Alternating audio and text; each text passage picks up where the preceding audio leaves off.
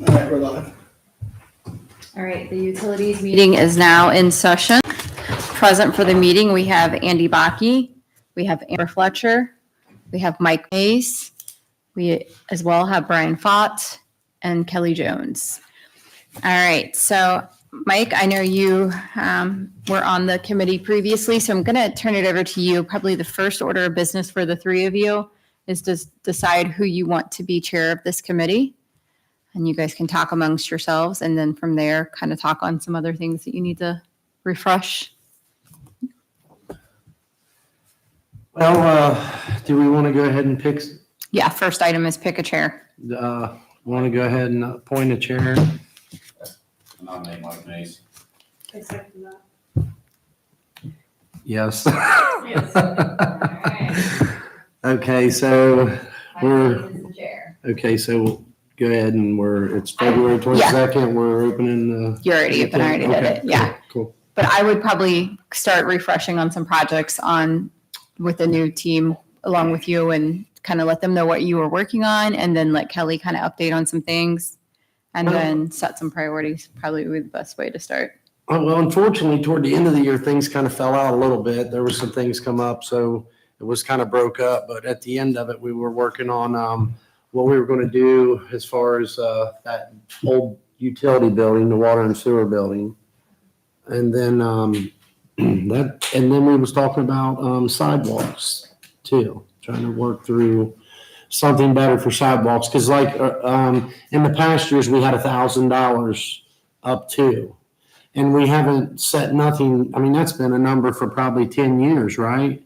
5-10 years at least. Yeah. And with the current cost of concrete, which me and Art had spoke about this, it's went up significantly. So I don't know what we set aside a year for that. I think it's $10,000, or was it more than that? I think it's a little bit more than that now. 20? Just for the simple fact more people were starting to use it. I think they have to, I don't know exactly off the top of my head. But if you figure in current inflation costs, with the concrete cost and labor cost have went up a lot. We was looking at raising that number from matching 1,000 to 50%, 50% to up to 1,000 rather. We was talking like, we really never had a real number. In my mind, what I see the concrete costs going up, being part of the construction industry today and seeing the cost of help, I don't think it would be unfair to go as high as 1,500 for some of these sidewalks. Now that's up to you guys to decide and discuss further in the next few meetings, I would assume, or tonight we could discuss that. But I think it's something that should be looked at, because I think that could cause encouragement for people to jump in a little bit easier than, some of these projects for small ones, $3,000-$4,000.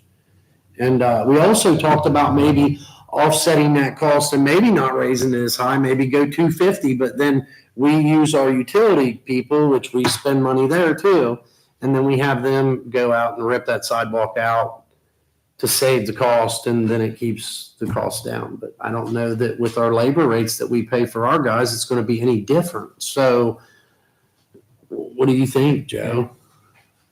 If I can give you Or Kelly? the new members a little history. Currently, through village ordinance, and I don't think it's changed, the old ordinance requires the property owner to be responsible for any sidewalk that's on their property. And it's always been an issue, does council want to be the bad guy to enforce the rules and make them fix them? And that's kind of how the "will help you" ordinance came about. Yeah, we're going to make you fix it, or we're going to encourage you to fix it, and we'll help you out.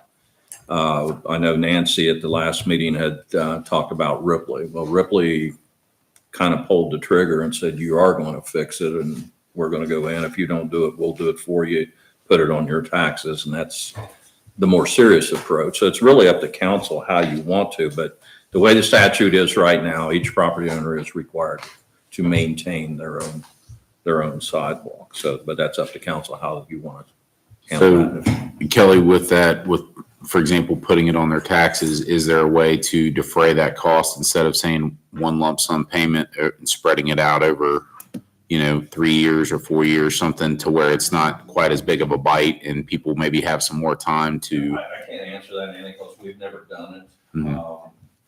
Once it's on the taxes, it's really Up to them. I got you. collected. Well, as a taxpayer and a tax representative, I kind of feel like a lot of these places, and they probably won't like me saying this, but a lot of these homes, the town has that easement, that right of way where the sidewalks are. So I'm not saying that it should be all responsibility of the town, obviously, but I do think that the town should be accommodating to a degree too. I like the idea of a period of time, and we pay up front, but at the same time, you force it in, we're paying the money up front and waiting to get it back. So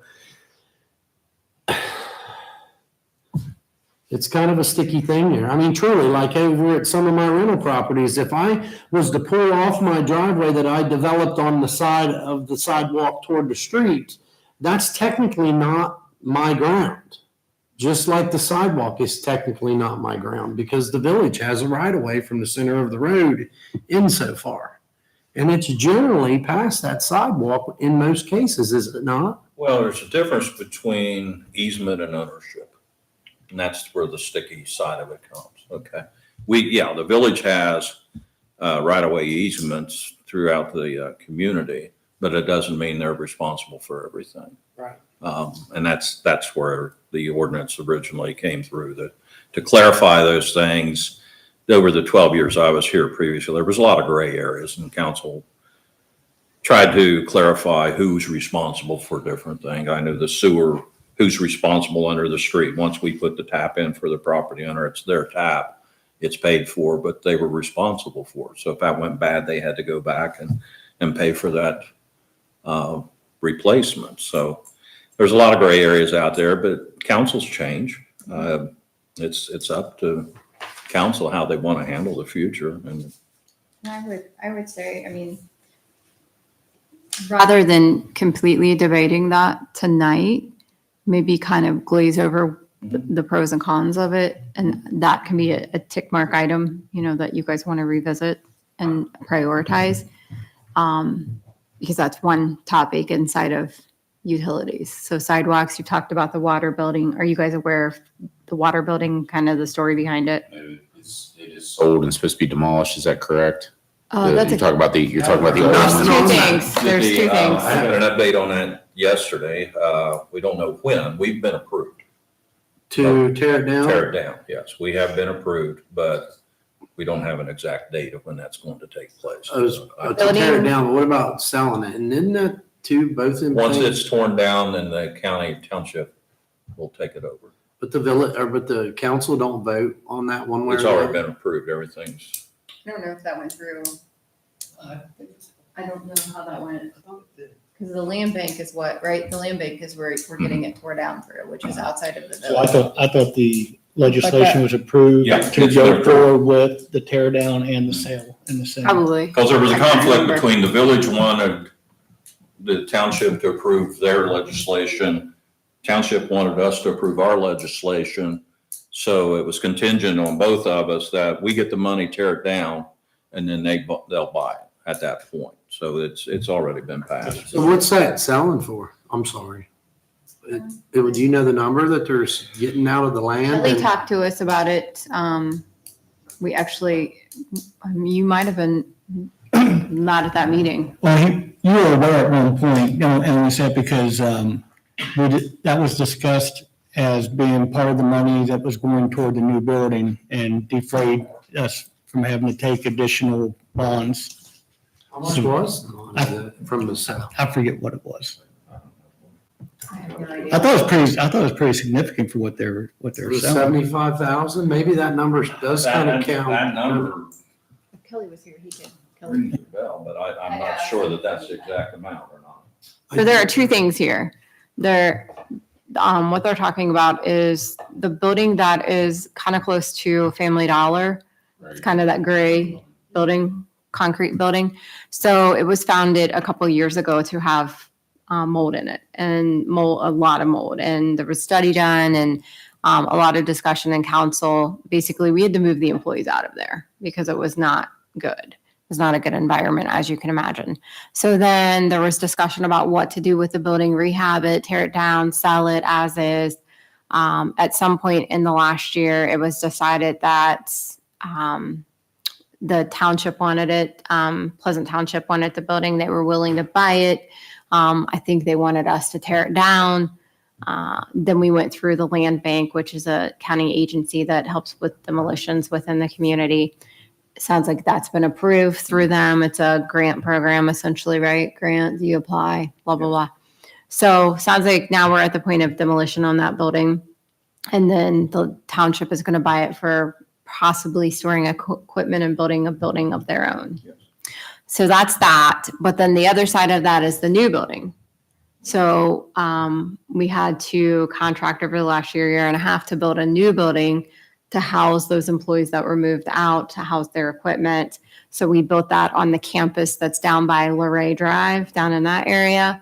And that's currently under construction, which Mike was speaking to that, like how much did that cost? I can't remember the exact numbers, but it was in council for probably 3 months last year. With Larry Hatfield being the architect on the build, coming to council multiple times, bringing the plan, scaling them back. So now that's underway and that's in process. So those are kind of the two things that you probably missed on when we say water billing. Those are the two things associated. Did I miss anything with that? Any questions on that? No, man, I think I tried to keep up with that once it started going. Yeah. On the building side. Yes. When's that coming? Just out of curiosity. It's on schedule. Target date, completion date's about the 1st of April. So. So yeah, that's water building. So when you hear people talk about water building, there's two sides to it. Depends which side you're talking about. Kelly Campbell has been kind of spearheading the agreement between Lewis Township and the village. He was the first to find out that they were interested and kind of brought it back to the village and council and said, hey, I have a buyer potentially for this. So then that's how it came back to council. And then we were all discussing and just play. Just things playing on top of each other. They were interested in that old building when I was here Yeah. a long time ago. They were. Yeah. So that's the water building in itself. I mean, going forward, is there anything, I mean, other than you probably finding out some additional details for your own personal knowledge? At this point, it's pretty much a done deal on both sides, sounds like. Is that coming in on budget? So far, everything's, we've only had one little glitch at the beginning. The soil wasn't stable enough and they had to go in and pour a concrete mix to stabilize the soil and then build on top, but they're staying within budget. Hasn't been. I never did hear a number on the way I understood that left was our electric guys and water guys were running the water and electric in it. Actually, we completed the sewer yesterday or the day before, and the trees have been removed to run the water in off of Luray Drive. And then once that's, Jerry Cooper, our electric supervisor, it's my understanding he has all the materials in place to hook the electric up. Now they're just running the main to it, right? They're not doing the interior works, or are they doing? No, that? they're just doing all the exterior. Yeah, they're not doing the finish. No. Okay. So that was another way we could offset. Right. I forget the It's dollar like figure on that, 30,000 or Mike, but something, wasn't it? it was a pretty good chunk of change. Yeah. Considering. So that was another item kind of that they were working on in the last year. What are some other projects that have been? Well, I'll go over, I gave this list, Andy reached out to me 2 or 3 weeks ago, I guess, and I put everything down that I could remember. We currently are looking at, and I'm going to throw a lot of things out here you've never heard of before, but it's I&I reduction. When you're talking about I&I, we're talking about surface water that's getting into our sewer lines. And some people, like Cincinnati, they have a joint. Everything goes into one system and they just treat it all. But they're separating that as we speak. They've been working on that for several years. We're trying to keep the water out of our system. So a few years back, we hired a firm to go in, they smoke testing, video testing, and they located a lot of areas throughout the community that need addressed. And we're slated to spend about $100,000 a year to correct some of these problems. And we're looking at maybe, 3 or 4 years to do this. Well, we had the opportunity just recently to apply for a substantial grant. We applied for $1 million grant. Our portion would be the 100,000 we would normally be spending each year. So if we're fortunate enough to get this grant, it's going to help us tremendously. And we'll be able to maybe get 3 or 4 years worth of work done at once instead of spreading this out over a period of time. So We've done paid out for those to determine, so I mean. yes, we're over yes, that that's all. We half have of all this the million ain't plans, going- all the photographs, everything has been completed. The only thing we need now is money to move forward with the project. We can still move forward with a smaller portion this year if we want. I'll work with the Structure Point on that to see what their feeling is. With the EPA, we have to show progress. And the I&I is a mandate, and then the water tower we'll talk about briefly here. That's a mandate. So you have to keep, as a council, you have to keep on top of these projects because the EPA will work with you. But if they feel that you're ignoring them and you're not getting done fast enough, then that's when they don't work with you anymore. They start telling you what you're going to do. Something I never understood about that. And am I right, or did I misunderstand that the EPA was who designed the system that we currently have for The the EPA, population? any infrastructure that you put in the plans have to be sent to the EPA and approved. Okay, and there are certain specifications that they have to meet. So like right now, there's a business on the north end of town that's going under 68 and putting a sewer line in underneath 68. All that, there has to be a permit. That permit has to have all the plans. Everything has to be sent to the EPA. They sign off on it. They pay the permit fees, and then they're authorized to move forward with those projects. We're no different. If somebody builds a subdivision, the subdivision has to submit plans not only to us, but the EPA. They build them to our specifications, the EPA specifications. Once those subdivisions are finished, we accept that as our infrastructure. And then from that point forward, we're responsible for maintaining it. Well, I'm just curious, we have so much overflow down there, or too much going in the system, and it's overwhelming the system from what I understand. Right. Is there going to be enough offset to build that subdivision dream out here somewhere in our town? How can I? Or are we trying to do this and we can't even accommodate it because we've got to spend another 5 million to increase the size or put more tanks down there at the sewer plant? Let's say this is a working, that's going to continue forever. Where are we at on payoff on that? On which one? Well, the whole system. I don't know. We have so many different loans out over the years. I think we just finished paying off Brown County Rural Water that went clear back to 1994, where we had a loan to help build that project down there. So some of these are 20, 30 plus year loans. So we always have something that we're paying off somewhere. And that's why I just wonder about, we've got this big loan on that, and this was approved by them. I just don't understand how they can approve it. And I don't mean to sound bad mouthing the EPA. I don't mean that at all. I It's just not don't that. understand. They're a necessity to keep everybody honest and try to keep everybody safe. But we're dealing with pipe that have been in the ground, water and sewer pipe, 60, 80 years. And when you have that old of infrastructure, something's going to fail. Well, just it's scary to me that we're already pushing over the limit. This was designed, 10 years ago at best? And we haven't really had, I guarantee you, we've tore down as many homes as we've rebuilt in this town in the last 10 years. Truly. And if we're already against that, it just. Well, we found, my understanding on this last survey, and we looked for these things. I did a smoke testing when I was here, probably back in the early 2000s. And we were trying to identify, because we always heard there's cross connections where we have stormwater pipe running into our sewer pipe.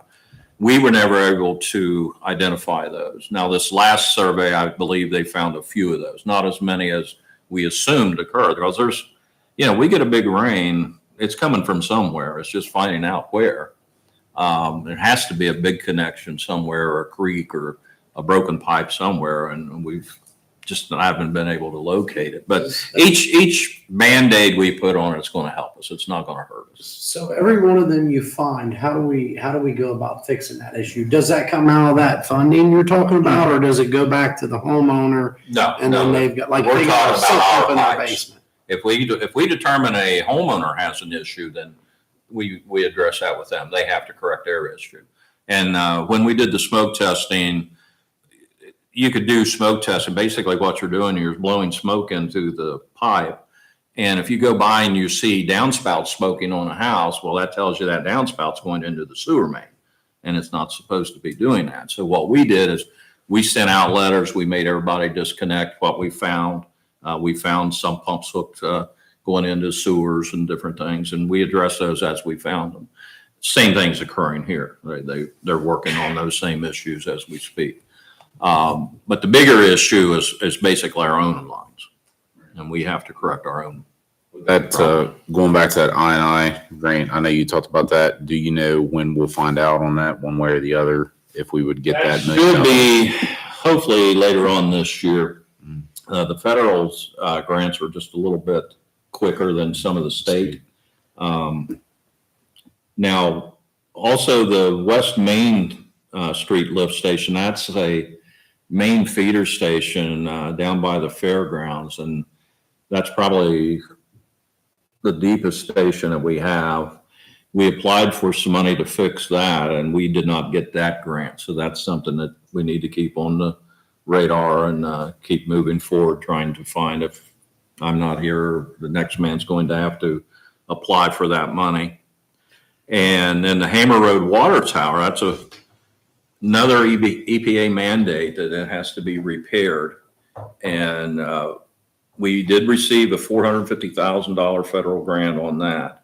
That project's going to be more costly than that. As I mentioned in the previous meeting, that means that we're either going to have to look for a low interest loan or take it out of the general fund. Our water fund is pretty low right now with all the construction, replacing lines up Main Street. So there's other monies out there, or we could utilize some of our own money in the general fund. We are pretty good shape. And what is that doing? Just But that is going to basically reline the inside with a new liner and painting the outside, telemetry system. If you remember, we had the big break here a few weeks back after that cold spell. Well, we had a telemetry system in place years back that told us when the towers were dropping, that would alert us. Well, that equipment failed, my understanding, 3 or 4 years ago, and was never fixed. So that's part of the project. Altitude valve is part of that project, of where the tower gets to a certain level that it'll shut off. It won't overflow. We don't lose water that way. And it's also going to put a new altitude valve on the hospital water tower also. Is that where we gain our pressure, or is that just for like storage if we didn't have water from Brown County and we just buy water? Both. We get our pressure from that, and plus by the EPA standards, we're required to have a percentage of our daily use in the air in reserve in case. Give you an example, Brown County Rural Water, one of their main feeder lines, busted the same time ours did behind the fairgrounds. So they couldn't get one of their main feeds. They had theirs shut down all weekend. So they couldn't even get us water. We lost 40 feet out of both our towers. So that was real close to being dangerous. If, thank gosh, we had other connections. We had other ways of getting water into our towers, but Is there a time frame in as far as how long this lining will last? Is it a 10-year guarantee, 20-year, 5-year, 50-year? it's my understanding from talking to Travis, probably about 15 years. It's an epoxy type. Used to, we greased them, believe it or not. When I was with the village before, we would do one tower every year. There was a 3-year rotation. They've gotten away from the greasing and they've gone to this new epoxy. Of course, the new epoxy is a heck of a lot more expensive, but you're not doing $15,000-$20,000 every 3 years either. So you have to look at the big picture, you know. So one of the things, and I just started digging into this literally today a little bit, was some other villagers are using a SCADA system. I don't know. And I just started doing a little research on that. I know Felicity has it, but apparently they only have it for, I think, their lift stations because they buy their water. But it is an automated system that apparently will, for towers and lift stations both, that can be set to levels to where if there is a time, you probably more familiar with, like I was Googling it right before I came up here when I found out about it today, but I just didn't know with the telemetry that some people have said that's a little on the outdated side. So I didn't know. And that might be like a Travis and some of these other guys' question to look into some of these, if that's something to possibly look into. There was an issue, and I know what you're saying, but we have a mix match of different things over the years. It's been to find a system that will fit everything. Talk to It's a little everything. more difficult. Sure. That's why we went with this telemetry, and we're looking at, for future reference, we're not only looking at putting telemetry on our water towers, but each time the power goes out, our sump pumps go down and our pumping system goes down, and we don't have generators on those systems. Most generally, the system itself will hold the sewage until the power comes back up, but there are those occasions that, you know, it can get pretty full. But sometimes we had one went down, it's been back at the end of last year, and the system failed and we didn't know it. And it got into a person's house, you know, in the middle of the night, it backed up into their house and they had a mess. But if we had a system in place, it would automatically call us and let us know, and the guys could get out in the middle of the night, go fix those issues and eliminate. So the system you're talking about then, the telemetry system will do, because that was one of the things that I guess the SCADA would do as well, would notify people. Same thing with the telemetry on the towers. If the tower's dropping real quick, it would call us and let us know that, Gotcha. you know, you've dropped 10 foot, you know, you have an issue somewhere, instead of going out the next day and realizing you've lost all your water. So, okay, let me move on here real quick. And then the North Main Street water extension, I believe I mentioned this at the last meeting. That's another project through OVRDC that we had applied for. We did not get that funding. We came in dead last on the standard application, but then there was small governments, and we came in sixth on that, and they only funded the first 5. So if one of those would drop out for whatever reason, and that has happened, then we would move up and we would be funded. And I forget the dollar amount on that right off the top of my head, but that is something. And honestly, from talking, when you as a council or a committee are planning these projects in the future, the North Mount Orr Pike water extension, I'm not saying it isn't important. It's not as important as your water tower. Your water tower is an EPA mandate. Okay. That water line sitting in the ground up there can wait. So you need to focus more as a committee, as a council on the most pressing. So keep that in the back of your mind when you're making your decisions. And then the new electric ordinance, Jerry Cooper, the electric supervisor, has been working on this. And he did bring in a copy, so he has some different ideas on new things to add to our current ordinance, the changes and stuff. So that's something you may want to have him. He's more than willing anytime to come in, sit down with the committee, go over his ideas and discuss them with you. So Can we set that up for the next committee meeting, have him come in, because that'd be wonderful. I mean, might as well get ahead of it, right? And you said, when you said there's the a lot next of things you committee guys meeting, yes. yeah, let me know and I'll make sure, or I don't want to speak for him. I want to make sure he's available. So I'm sure he would be. He said he would make himself available. Kelly, I shot this to you and the mayor as well, because I just was looking at that today too, and we may have already applied for that the one time Strategic Community Investment Fund. I got a letter, and I think everybody else might have too, like saying it was a generic letter sent out by Senator Johnson's office for the state. And basically it just said that there are monies available through the state for infrastructure projects through the Senate. And when I sent a follow-up email today, one of the legislative aides, she sent me an application. She was pretty nice. I think I tried to forward you guys an email, but it came from my phone, so I can't guarantee you got everything that she sent me. Application, I didn't get that Okay, letter. I'll send it. And she basically said that the projects that are shovel ready get a little more credence. So that, and I didn't know if we had already applied for anything like that, but apparently there's 700 million total from the state. It's a one-time deal. That fund is apparently not as stringent in terms of, flexibility on what you can use it for. Basically, what she had kind of told me was anything that is bettering your village so basically, I think a lot of the stuff that we're talking about today may fall in that category. When I'm actually at a laptop tomorrow, I will forward the actual email over. So, because I got the application, but it didn't say what qualified or. Well, a little technically challenged with my phone. I got to be sitting at the computer, but I'll send that over. But that may be something if we can potentially get it. And I do think we have to put some matching money in. I had a chance to glance at her response quickly, but if we could maybe use that to get some of these projects that you're talking about, especially the ones that have the EPA mandates on them, then that might be another funding stream. Keep in mind, when we're talking about grant and applications and stuff, there's always a match. Sure. And they're usually a 20% match. Sometimes it's a 30%. Right. It just depends.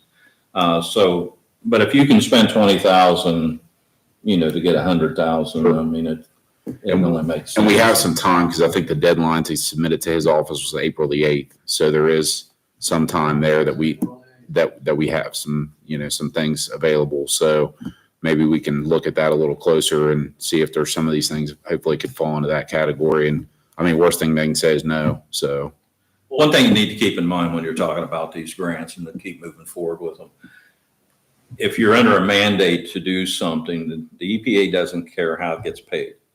And if we don't get the grants, we're not aggressive in going after the grants and receiving them, it basically goes back on your customers. I mean, the customers, we're a business. I know sometimes people don't look at us as a business, but we are a utility business. And no different than anybody else, your customers pay for the system. And that's, as long as you're getting this grant money to help offset those costs, we can keep our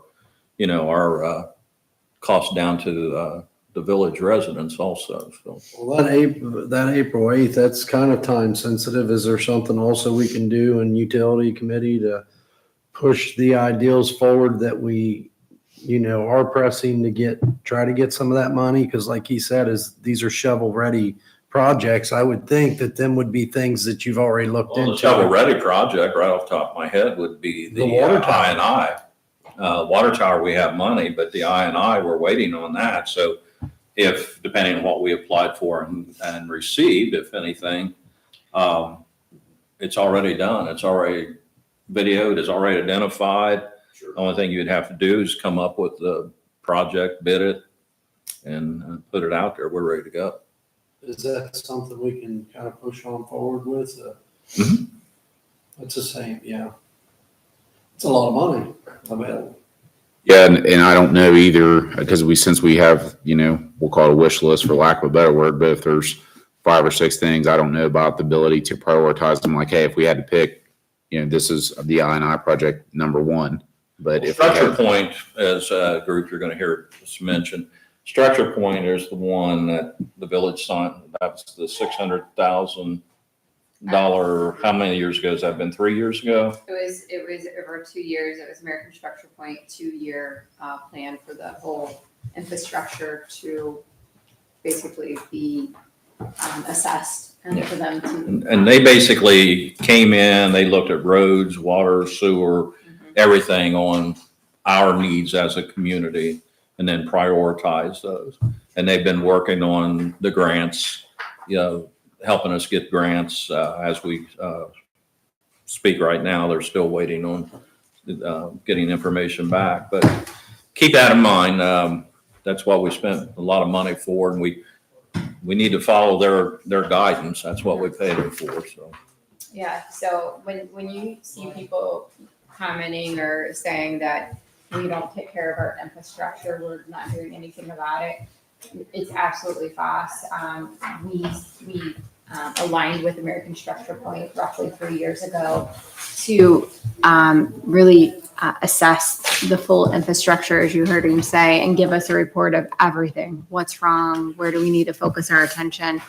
And we had to break it down over 2 years because it was such a large amount of money to pay to get this done. So that's what I was telling Kelly earlier, that report just got finished within the last 3 months roughly.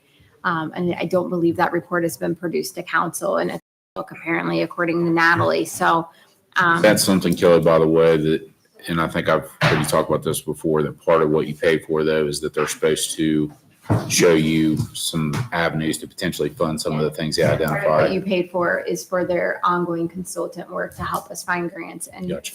prioritize some of the things that need to be fixed, because obviously you can't fix everything all at once. It's going to take decades to get through some of this stuff. So, yes, so that's Kelly was saying, is that they're currently looking through some grants, but while they're doing that, we as a council need to get familiar with, what they're saying is truly wrong. So again, infrastructure is very important, and we have had our thumb on that for quite some time now, but it did take 2 years to get the study done.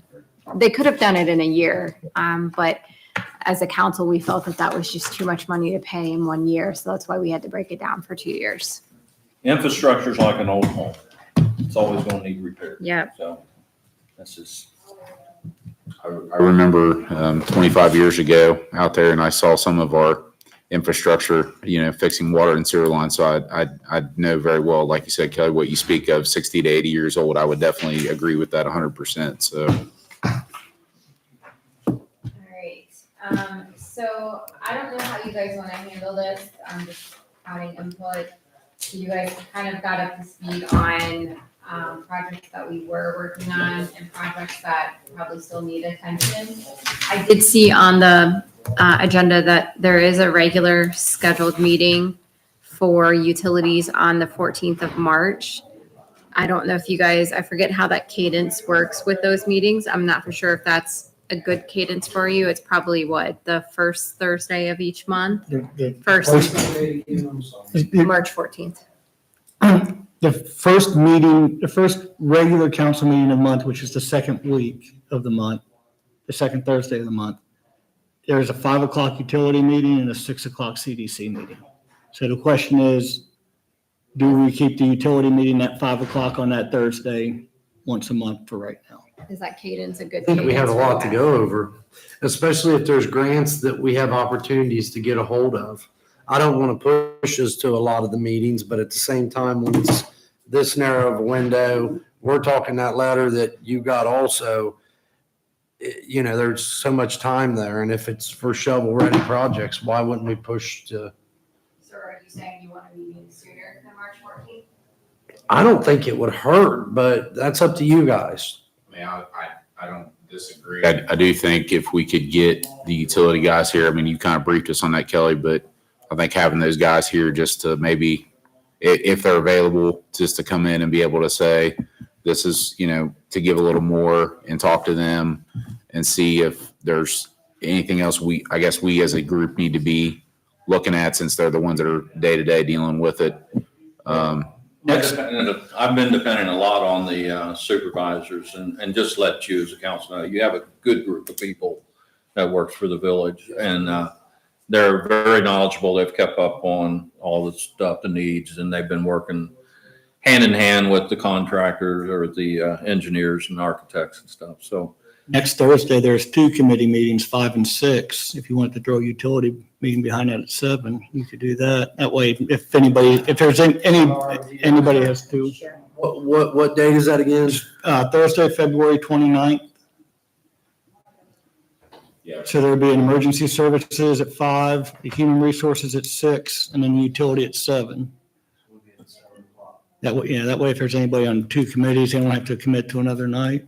And I would highly encourage you, if you are going to do that, to itemize right now what you guys want to talk about. So if there are any additional resources that you want Kelly to bring or Greg to pull out for you, that can be done over the week's time. Want the supervisors there? I would love to have them there. I mean, they're in just it talk to every them. day. You know, they would know what they need more than we would. And that, you know, hopefully putting our heads together, we can come up with things to try to utilize that money for. I feel like we need a little more insight. Next Thursday, the 29th at 7 PM. No, also, this is budget, but was we gonna do anything earlier on a budget because of the timing? You guys are going to set it during the meeting tonight. Okay, Yeah. So, if you're doing the meeting on the 29th, I'll remind the group tonight. But you guys are down to 12 minutes, so I would just really kind of talk through Okay. what you need to see at the next meeting, so you're prepped, so you know, you should put Right. together a quick agenda. for the Right. meeting. So you know what to put on that, and everybody knows what you're gonna talk about, and be ready, so you can be prepared. So you want the utilities reps at the meeting? yes, please. All right, what else are you guys gonna go over? Well, if we can try to get some more stuff on this grant just sent to you, you know, to Kelly Jones and, you know, obviously to yourself and, maybe in that applications there as well and identify like what Kelly Jones had said, if the I&I is our most pressing issue and that's what we want to try to maybe, you know, put our steam behind and maybe try to get, if we could get some of that money, you know, if that's and it's an EPA mandate, so it's kind of a win-win because that's one of the two big ones that we have right now, maybe to try to get these guys involved too, so we can put together a good grant narrative and see if we can maybe secure some money for that. I don't know if that falls in the line of sidewalks to it, but it would be nice if they're going around like you had discussed earlier and looking at roads and sidewalks and needs of that nature. What can they do with there too, maybe? I mean, I don't know. There's a lot to pack into that little bit of time too. So do you put much Yeah, I effort mean, you don't have to into do it multiple all at things? once, Right, so right. you have all year to meet and discuss. The senator's office, I'll say, the lady was very responsive, very nice. The legislative aide said, anything we can do to help you guys out, you know, obviously he wants his district to get funding. So anything we can do to try to maybe get some of You that. get that information to me, I I'll will. get with the gentleman with American Structure Point. Okay. And that may be something, like I said, I didn't know if they're probably tapped in it. Right. At least we can Sure. get them moving on that. Yep. See if we qualify. So 7:30 at 29th at 7 o'clock. Yes. You guys need anything else brought to the meeting? The only thing I would say is if the utility guys, like if there's anything they want us to know or any concerns maybe that they see, again, the day-to-day stuff, if they want to let us know. I mean, I like hearing, they're the guys that do it every day and see the system. So I'd like to hear from them if they have any concerns or issues. I do know Mary Cooper brought up last year a utility contract or utility ordinance that he wanted to make modifications to Okay. that was important to him. So that's something I brought up earlier in the year, just to make sure somebody's aware of it. I think it would fall under utilities ordinance. So that might be something you might bring to the table. I have a copy of that here. Okay, good. Okay, so are you guys good? I think we'll Yeah. go in. Sure. You guys wanna- Yes, so can we entertain a motion to adjourn then? I'll make a motion to adjourn. Can we get a second? Okay, then this, Favor? all those in favor? Aye. Aye. Okay, meeting adjourned. Good. All right.